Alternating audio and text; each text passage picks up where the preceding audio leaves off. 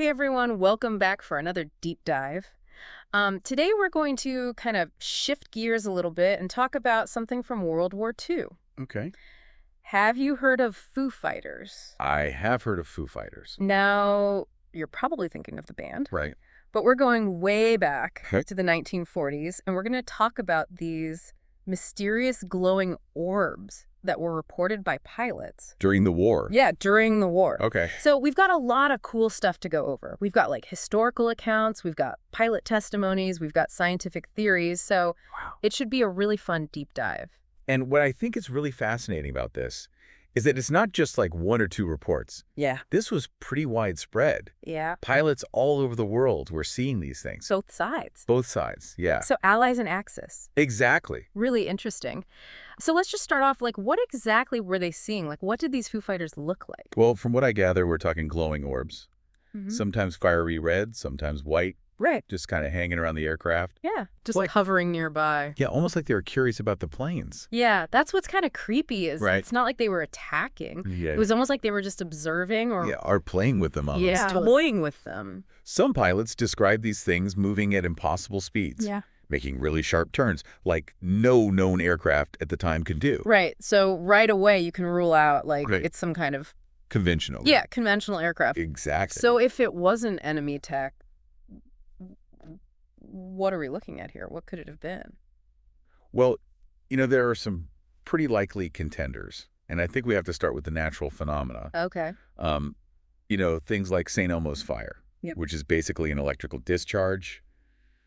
That can cause things to glow. So like if you've got St. Elmo's fire on the wingtip of your plane, Yeah, in the middle of the night. that would be pretty freaky. Oh, absolutely. And, pilots, they're already on edge. They're flying in Yeah. combat conditions. Yeah. In the dark. Right in the dark. So anything unusual is going to be amplified. Makes sense. What about ball lightning? Ooh, that's a good one. Because that can look pretty bizarre too, right? Yeah, ball lightning is another really rare phenomenon Uh, where you basically get this ball of plasma that just kind of appears. mm-hmm. It can be incredibly bright. Yeah. And it moves erratically. So again, if a pilot saw that out of the corner of his eye, Yeah, he might not know what to make of it. exactly. Especially with all the stress. And they didn't have the best visibility back then. No, They weren't flying around with night vision goggles and all that stuff. Right. So it's totally plausible that some of these sightings could be chalked up to these natural occurrences. Yeah, I think that's a good starting point. Okay, but what about the military? Like, surely they weren't just ignoring this, right? Well, actually, they took it pretty seriously. They did. Oh, yeah. In December 1944, the Supreme Headquarters, Allied Expeditionary Force, they actually issued a press release acknowledging Foo Fighters. Really? Yeah. They actually used the term. They used the term, they called it a new German weapon initially, Wow. but they didn't have any proof. So that probably just fueled more speculation. Oh, absolutely. Yeah. And then you have cases like pilot Charles R. Bastian, who described Foo Fighters as like two fog lights Okay. flying at high speeds and able to change direction rapidly. And we're talking 1940s here, Yeah. so. Long before drones, Yeah, nothing could. super maneuverable jets. Yeah. This is something completely different. Yeah, that's pretty wild. And speaking of mind-blowing, didn't future Senator Ted Stevens Yeah, report seeing something similar? he did. In fact, Harry Reid later recounted Stevens' experience, Okay. where he was flying and there was this object right next to his plane, and no matter what he did, he couldn't shake it. Wow. He said, I slowed up, it was there. Yeah. I sped up, it was there. Yeah. I would dive, it would be there. I called nothing on radar. Yeah. So Spooky. it is a little spooky. So we've got multiple pilots, including a future senator, reporting these encounters. What were some of the other theories floating around at the time? Were there any actual investigations going on? There were. There was a group of scientists called the Robertson Panel. Okay. They were tasked with looking into UFOs after the war. Okay. And the Navy even had a project called BU Med X-148 AV-43. Catchy. Yeah. It was focused on studying visual illusions experienced by pilots. So they were actually taking this seriously and trying to figure out Trying to make sense of it. what was going on. Yeah. It's amazing that even with all that official attention, the mystery still endures. But before we go too far down that road, let's talk about the name itself. Mm-hmm. Foo Fighters. Yeah. It's kind of a funny name It is. for something so mysterious. You wouldn't think something called Foo Fighters would be so intriguing. So where did that come from? But believe it or not, it actually comes from a comic strip Really? called Smokey Stover It's Smoky Stover. by Bill Holman. And his catchphrase was, where there's food, there's fire. And Okay. he just used foo all the time. Smoky Stover with the fire hydrant for a helmet. That's the one. I remember Smoky Stover. Okay. Yeah, so. How did that end up attached to these mysterious lights in the sky? Well, it turns out that a radar operator in the 415th Night Fighter Squadron, a guy named Donald J. Myers, he was a huge fan of the comic. Okay. I bet that was a nice little distraction. Yeah, a little bit of humor during those tense times. So how did the name come about? Well, picture this.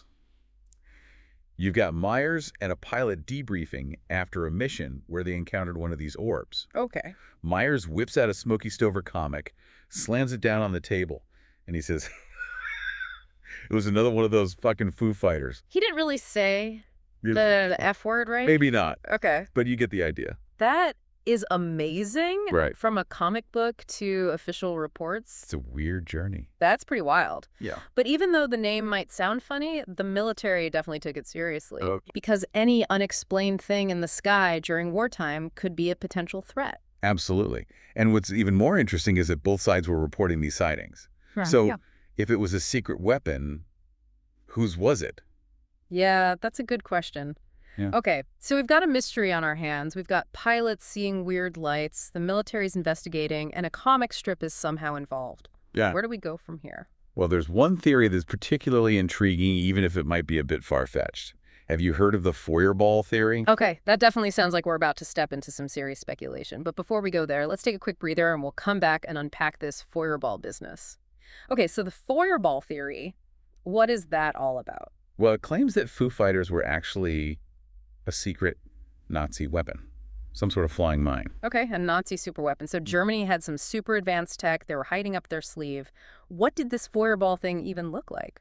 Well, according to author Renato Vesco, who came up with the theory, it was shaped like a tortoise shell Okay. and flew using gas jets that spun around. And that supposedly created the glowing appearance that pilots were reporting. A glowing, flying tortoise shell. Okay, that's a new one. But how would something like that even stay in the air? Well, Vesco claimed that it used miniature Klystron tubes Okay. to generate microwaves, Mhm. which along with the gas jets somehow kept it aloft. So microwaves and gas jets. Right. Got it. Oh, And yeah. this was in the 1940s. That's what he claimed. He even suggested that it had some kind of basic radar Uh-huh. to avoid collisions and sensors that would make it flee if it was attacked. Hold on. A self-aware flying mine from the 1940s. That seems like a bit of a stretch even for the Germans. Is there any proof this thing actually existed? Well, that's the problem. There's no hard evidence to support Vesco's theory. He relied heavily on a single source, and the technology he described seems way too advanced for the time. Yeah, it does seem a little far-fetched. It's probably more likely that the Feuerball was a product of Cold War paranoia and speculation than an actual Nazi superweapon. Okay, so maybe not a Nazi superweapon. But we still have all these pilot reports. If it wasn't St. Elmo's fire or ball lightning, what else could explain it? Did those official investigations come up with anything? Well, the Robertson panel, the group of scientists who were looking into UFOs, Right. they considered things like electromagnetic phenomena Okay. and reflections of light from ice crystals as possible explanations. So basically tricks of light and atmospheric conditions that could be misconstrued, especially by pilots under pressure. Exactly. And you have to remember that back then, their observation tools were pretty limited. They didn't have fancy high-definition cameras or advanced radar systems like we have today. Yeah. Pilots were relying mostly on their own eyes and judgment. Yeah, it's like trying to solve a puzzle with only a few pieces. Exactly. No wonder it's still a mystery. Right. And then you had the Navy's BU-Make-D project, which was studying visual illusions. Mm-hmm. And they found that pilots flying at night could easily misinterpret what they were seeing. Okay, so things like fatigue, stress, even the way our eyes perceive light in different conditions could play a role. Absolutely. The brain is always trying to make sense of the world around us, and sometimes it fills in the gaps with what it thinks should be there. So some sightings might just be a case of the brain trying to make sense of something unfamiliar in a high-stress situation. That's definitely a possibility. But even with all of these explanations, There are still some cases that just don't seem to fit neatly into any category. You're talking about the ones where multiple pilots see the same thing, maneuver in ways that seem impossible, and even appear on radar sometimes. Exactly. Those are the ones that really make you wonder. What if there's more to it than we can currently explain? It's a tantalizing thought, isn't it? Yeah. And that's what makes this topic so fascinating. We might never know for sure what Foo Fighters were, but it forces us to consider the limits of our own knowledge and understanding. It's a good reminder that there's still a lot we don't know about the world, even in our technologically advanced age. But I have to ask, if the most plausible explanations don't cover all the bases, what are we left with? Are we saying some of these sightings could be something else? Well, there's always the possibility that some Foo Fighter sightings, particularly those with very specific and consistent descriptions, could represent something we simply don't have the tools or the framework to understand yet.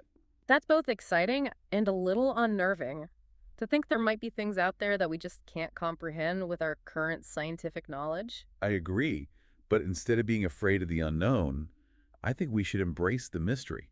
It's what drives us to explore, to question, and to keep searching for answers. To embrace the mystery. I like that. So what do you think? Are Foo Fighters a case of misidentified objects, natural phenomena, or something entirely different? It's probably a bit of all three.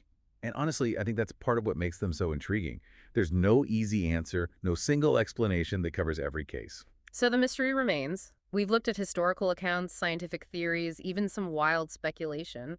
But in the end, the question of what Foo Fighters truly were is still up in the air. No pun intended. Exactly. But that doesn't mean we should stop asking questions. After all, as we learn more about the universe and refine our understanding of physics and perception, who knows what we might discover? Maybe one day we'll have the technology or the framework to finally solve this puzzle. But until then, I think it's important to appreciate the sense of wonder that Foo Fighters evoke. They remind us that the world is full of mysteries and that there's always something new to learn. Well said. Yeah, And who knows, maybe our listener will be the one to finally crack the code. maybe. So to our listener, if you ever see a strange light in the sky, don't be afraid to ask questions, explore different explanations, and maybe, just maybe, you'll help unravel this decades-old mystery.